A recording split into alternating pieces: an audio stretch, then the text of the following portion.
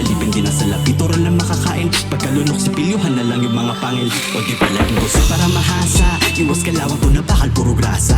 Takbo pagwapo lang kapag nasa kalsada. Papuntang tama na landas at saka grasya.